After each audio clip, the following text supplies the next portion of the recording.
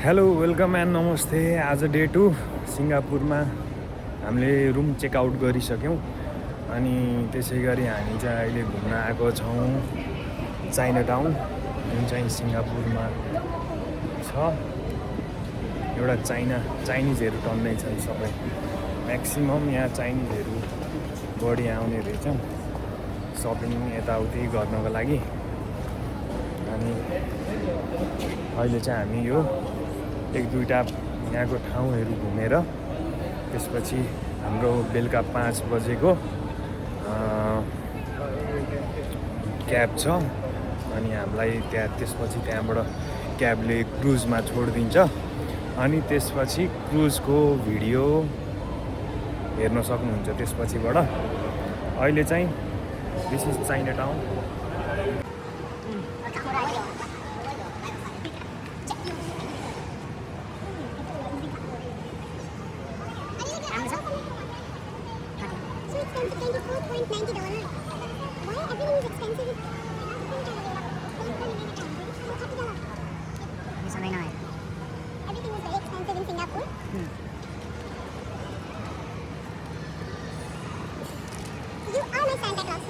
Yes, I am your Santa Claus.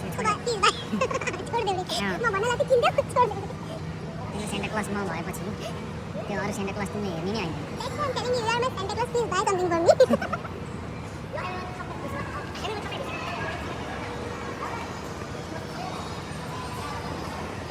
ओहो, यो कुन मसाजर हो थाहा छ तिमीलाई? यो सबै गन मसाजरहरू हो। यो चाहिँ हाम्रो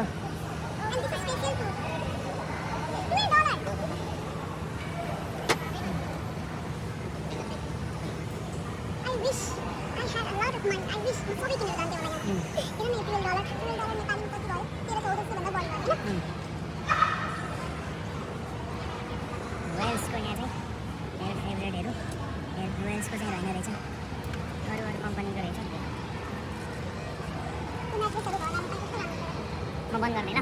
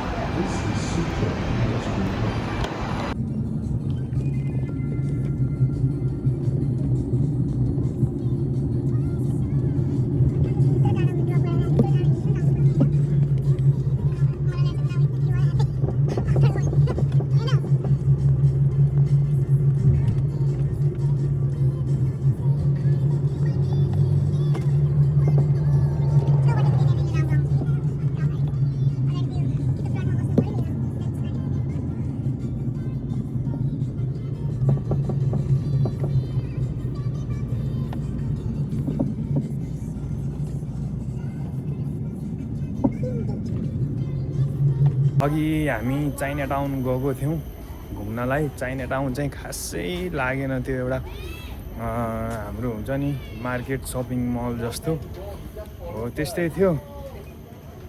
अनि एनदर प्लेस होइन, famous place to visit in Singapore भनेर हामीले सर्च गर्दाखेरि हाम्रो अर्को ब्युटिफुल प्लेस मध्ये चाहिँ एउटा नेम लिस्टमा यो पनि रहेछ है। See the view. यो चाहिँ हामी डे सेकेन्डमा चाइना मार्केट गइसकेपछि त्यहाँ खासै केही पनि नलागेर हामी चाहिँ यहाँ घुम्न आयौँ। यहाँ चाहिँ मजाले बस्न होइन आनन्दले अलिकति भाइब आउने ठाउँ रहेछ यो। अनि अहिले हामी यहाँ सुटहरू पनि गर्छौँ। See you guys letter.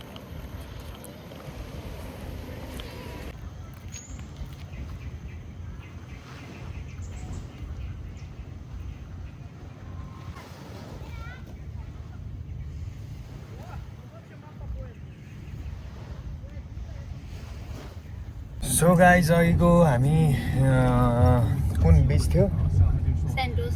सेन्टोसा island beach. त्यहाँबाट हामी घुमेर आएर अहिले हामी चाहिँ क्रुजको लागि जान लागेका छौँ।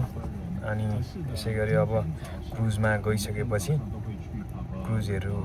क्रुजको भ्यू कस्तो हुन्छ के हुन्छ त्यो हजुरहरूलाई देखाउँछु। त्यतिन्जेलको लागि सिउसु। सो गाइज अब चाहिँ हामी क्रुजतर्फ लाग्दैछौँ। एकदम ढिलो भयो यहाँसम्म आउनको लागि। हरेक ठाउँमा स्टेप बाइज स्टेप एकदम लाइन थियो अनि एकदम त्यो गरेर बस्नुपर्ने है, डिसिप्लिन मेन्टेन गरेर। अनि हाम्रो क्रुज चाहिँ यहाँ पछाडि छ, देख्न सक्नुहुन्छ यहाँ। अहिले फेरि पनि म राम्रोसँग देखाउँछु। अहिले हामी चाहिँ यसरी लाइनमा जाँदैछौँ, यो देख्न सक्नुहुन्छ। यो सबै चाहिँ यही क्रुजको प्यासेन्जर्सहरू हो। सो अब